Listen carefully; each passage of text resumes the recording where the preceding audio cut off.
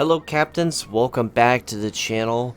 It is good to see everybody here. It's been a long time since we had a premium spotlight, and this one is probably the most controversial video that we, or at least in my eyes, most difficult one to talk about in a fair way to wargaming and its community. This is the tier 10 premium heavy cruiser, Puerto Rico. This controversial ship was released during New Year's. You guys can actually look at a previous video. Up there on the top right, there's a card there to watch the PR fire and explaining what happened and everything else. But most people know, so unless you want to watch it again, feel free. I don't mind you having to watch stuff again. But if you're new, you want to actually hear my 2 cents about it, feel free to watch it. If not, you're here because you want my 2 cents of reviewing of this ship. It took me a very long time to do a review on this one. Not because of me, truth be told, I ran out of time. I was so busy with other projects going on, and we've been putting this on the back burner. And I said, this week, I wanted to get it done. I wanted to get it out to you folks out there, even though there was more pressing videos that we can do. And I thought that it's only fair that we actually finally start discussing this and my 2 cents about it. Yeah, well, hey, I'm really sorry. So let's get to it.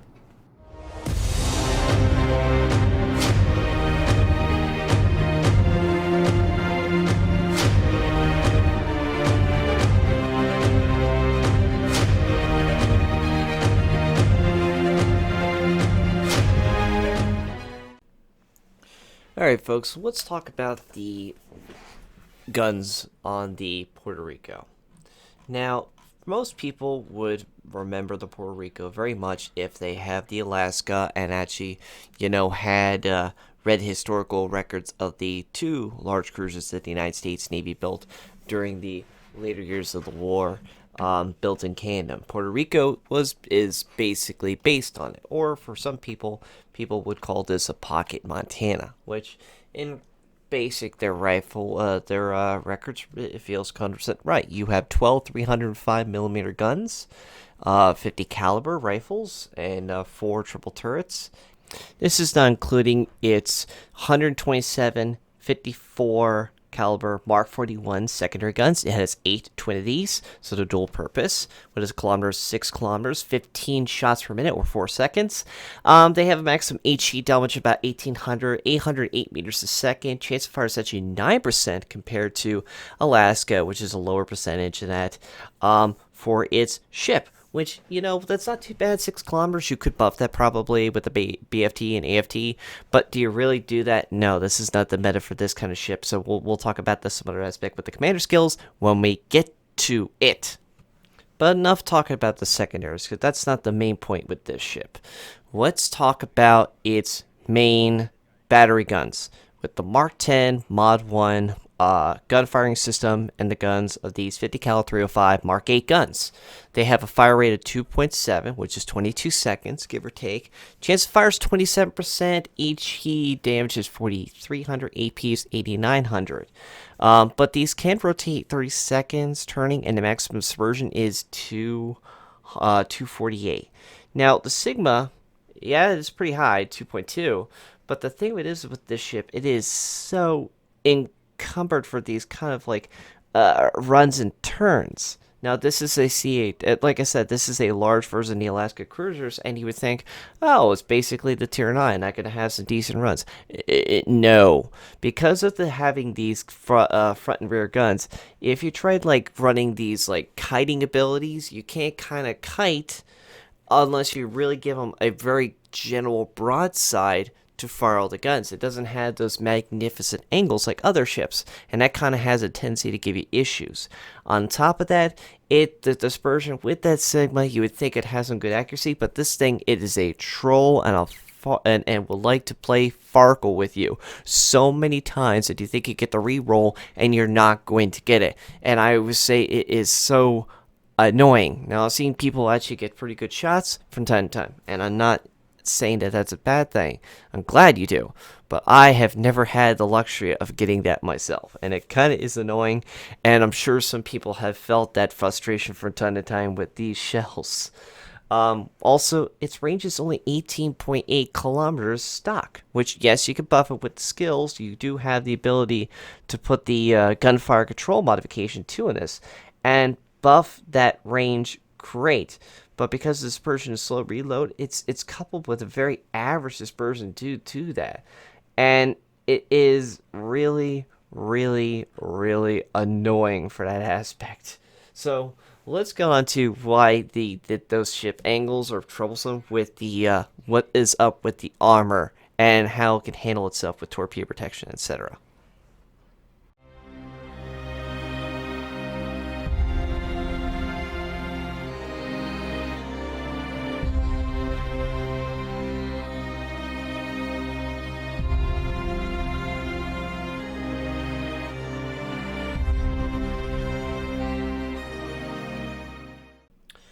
Alright, folks, now let's talk about the armor with this ship and its health and everything else, basically, with it. First off, the Puerto Rico has 71,650 HP, which makes her one of the highest health pools of any of the large cruisers in the game, like Stalingrad and Yoshino, etc. And this is not adding its 254 millimeter belt, its 58 millimeter citadel wall, and a 27 millimeter bow and rear plating, which does make it quite interesting a little bit for that higher armor. Midship is 38 millimeters too on that top of its ship, but and a torpedo protection of 28%, which all around sounds pretty good. But that's not the surprise with Puerto Rico. Puerto Rico has something that makes it very interesting. Even though the armor protection is very equivalent to like a tier 7 battleship, which you're like, whoa. For a cruiser, that's pretty crazy. What really makes this ship interesting is its citadel protection, the way it's designed. It does enjoy the HE immunity to small caliber rounds. And bear with it, you can't hit it with like in the front and rear with like a Worcester's or a high explosive shell. But it doesn't mean that the whole ship is going to have it shrugged off. But this thing, the way that the armor is and the way it's set up, it makes it very, very difficult for the ship to get citadel the way that the armor is. And it's every time you want to throw armor piercing at the ship, it has that hidden deck, and it just ruins anybody's chances of getting that citadel. It's just hidden because what it is there's a plate above the citadel roof, which citadel roof is 19 millimeters on the top of that chip, but there's a belt on top of the citadel roof that's 114 millimeters between the plates. And that just makes it very, very hard to land those citadel hits for an AP shot. However, if somebody is dropping some of those armor fusing bombs or plunge fires into it, then it's a different story. And then you're sitting there going, oh, don't do it to me, no daddy. And that leads to some serious problems. But these chunks of health spills to the healing potential of this ship. It doesn't run like a Salem or it's the Minotaur for the healing buff, but this thing punches toe to toe with Stalingrad's heal. However, remember, Stalingrad has that unfortunate problem with it where with that ship, it doesn't have its repairability for a long time. You hit that R key in your Stalingrad, you're looking to wait quite a bit before you can hit that R key again, which that's a drawback. This is not the case with a Puerto Rico, and on top of that, a single flood will drown 20% of our H points over 40 seconds, and cruiser floods for half the damage over time in the same period. So it floods like a battleship, it burns like a battleship, but it heals citadel damage like a battleship, recovers 10% of that citadel damage, and the repair party as opposed to 33% like most cruisers.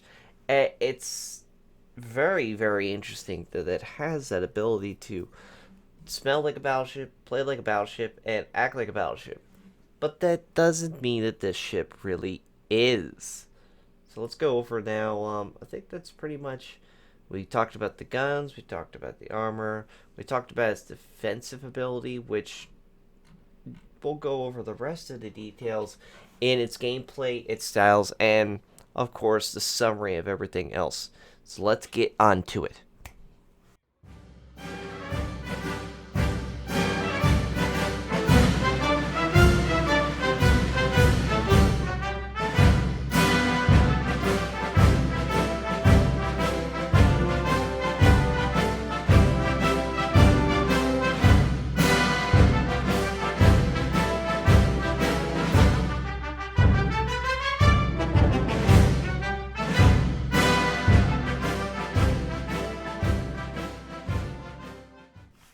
Okay, folks. So let's go wrap this up on a nice bow in certain aspects, and also with a little bit of gameplay and a little more discussion with its anti-air, its speed and maneuverability, and then the general consensus, and of course a little bit of that controversial part right in the middle. So she's got 33.5 knot speed, which is pretty quick for one of the cruisers out there. The only thing probably can keep up with that speed in a cruiser aspect, maybe a Stalingrad, or maybe the Henri, even though had gotten that nerf with its speed boost, it still can get up to that speed and probably catch up to it. And of course, it does have a large detection, so even if they don't catch up, it can get spotted by a destroyer in the right aspects, so it doesn't even matter. But at least its speed, it can move into a position and kind of have a hard time for most players to get a good hit, like we said before, with its armor. Now, its anti-air is pretty typical of most American battleships with the 127. It's just that different caliber because it is a different version. It was a project, never real. And, of course, the 20 mils Oricans and the 40 mil Beauforts that are typical of the Americans that were Swiss-made. And so it does have a very good AA. It's one of the SAAs of its tier, and it's of tier 10. But remember, guys, it is AA. It can only hit a few so many planes. Eventually, one's going to stick. And if it does stick, and it is of the AP bomb variety, it will do some massive damage if the guy actually knows what the heck he's doing. And judging by most carrier players, you either got a very niche thing. It's usually a roll of the dice. Either you get most cases, a very low roll, or once or twice you get that high roll that's just like, yes, or in your case, no, I don't want to get hit by you, please, no. And that kind of leads it to a kind of a problematic problem, but most cases you don't see that aspect actually going in there. And like I said before too, the guns on this thing, they are, okay, but the overall, this ship definitely from time to time leaves a bad taste in some people's mouths.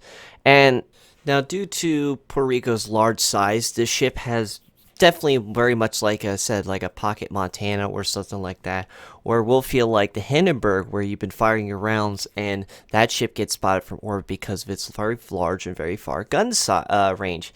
Now, Puerto Rico doesn't have that gun range, but let's also point that because of the ship's size, it doesn't have that huge detectability and window that Hindenburg has.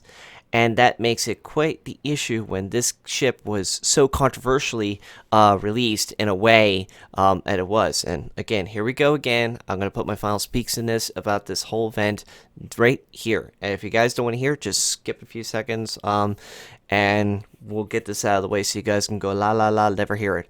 But this is the final speak about the Puerto Rico. But basically, Wargaming releasing a ship, having it all the PR event where they just basically flipped it like crazy multiple times, and the whole forum mix-up and everything else. Again, Wargaming just pooched it and really didn't speak about this professionally and didn't tell any of their rest of their community, especially their community contributors who initially wanted to do a review on this thing, and then just sidetracked everybody and just caused a whole mess. And that really put a bad taste in her mouth.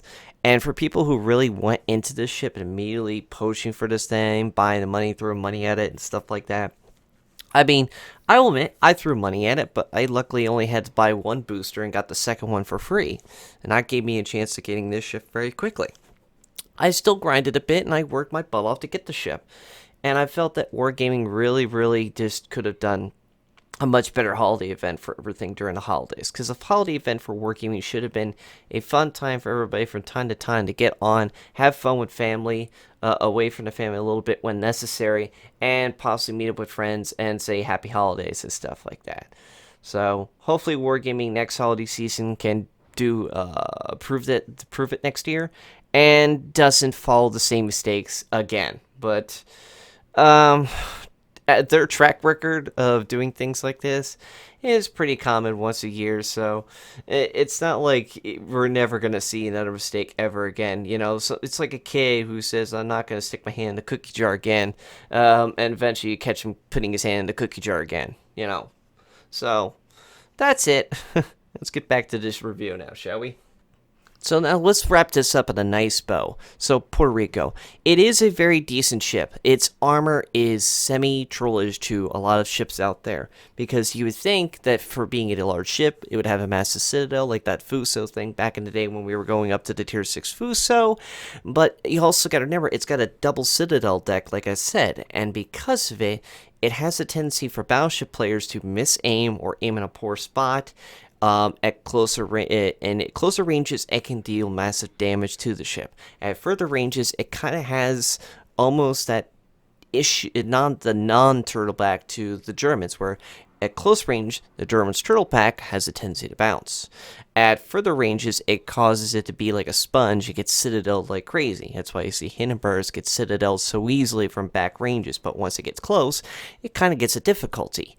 And because of that, the Puerto Rico has a very decent ability to, yes, it'll take damage like crazy, but it has a tendency to not take so much damage from serious battleship hits when it's zigzagging around, and it becomes a much more enjoyable ship for that kind of aspect. So it can seem to feel like it's tanking. And this ship, because of it and the way its detection is and its gun ranges at its reload of 22 seconds, it's got a skill ceiling that's very high. However, if you're able to handle that skill ceiling, the possibility of damage can just climb up like and just be the king up there at Mount Everest, just throwing shells. Now, like I said before, the armor piercing, you would think, oh my god, it's 305 at tier 10 with these cruisers, 22 seconds. You get trolled religiously, and you're sitting there going, why? Des Moines, I could do this and get some massive damage, especially into broadsides and superstructures. You could do that with a cruiser curve first, or sometimes with the Montanas, but because of the dispersion, it's kind of sometimes a roll of the dice, like you're playing Farkle or Yahtzee, and you're thinking you're going to get all bunch of sixes when you get like a possible like 1 2 3 2 2 1 or something like that. You get a really rare chance of getting the exact number, and you're sitting there going, what? And you really am struggling sometimes. And that's why I always say, in most cases, if you really have a perfect opportunity to punish an idiot, most cases it would be like a cruiser or a very broadside cruiser curve first, or Montana or something like that, where you can kind of get you feel like you got the perfect chance and not gonna get away with losing that salvo. You could fire the AP, and most cases, stick with the high explosive and just do like what you used to do with the Conquerors, where you would just throw high explosive around like crazy, like Oprah sending gifts into the TV show to like, you get a high explosive shell, and you get a high explosive shell, and you get a high explosive shell.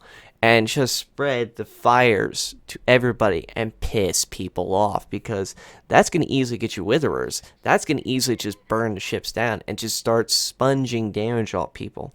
And if you get a kill from time to time, there you go. And if you get to the point where you like getting into hot water, you do have hydroacoustic, you have radar ability, and that'll get you out of those hot sticky moments where you need to get the hell out of there, and or possibly push into a position because you have that high health pool and do massive damage to fools.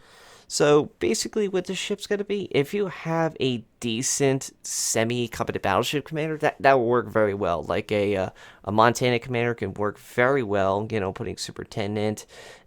You might get away with not putting priority target, but most cases nowadays, I still put priority target on my skills for my captain. And that's because most cases, you never know how many guns are focusing on you. And if you had the ability to know, okay, I got like 5 or 6 targeting me, might be the best case is just to get out of here because that's gonna burn you down. Puerto Rico can handle a fight with like 2, maybe 3 people kiting back, but once it starts getting like more than just 3 people targeting you, that's the cue of like, yeah, exit stage right, like Snagglepuss, and just get the hell out of Dodge, and just run, Forrest, run out of there. So it is a decent ship, but it definitely comes with a challenge, and it came with a price, and the price was definitely too hard and too high of a burden for most players in this game. But if you guys have it, you guys are probably sitting there going, "Is it really that fun?" And you guys really haven't jumped to it. Try a little bit of that. Try doing a little bit of the kind of like it's I always say it's like a mixture. I feel like it's a mixture of a Hindenburg's kiting and throwing rounds or Zhao with a little bit of a little bit of a taste to a little bit of Conqueror's burning alive kind of aspect. You're about the size of a Conqueror's detection, but the fire chances of like the Zhao and the Hindenburg throwing rounds at them. So it's like a pocket Conqueror or something like that, it feels like, but you definitely have a better armor scheme. But that's pretty much it for this video. If you guys like it, make sure you hit that like button, all that fun jazz. But if you guys have any questions, feel free to write in the comments. As always, take care, and hope to see you all on the high seas.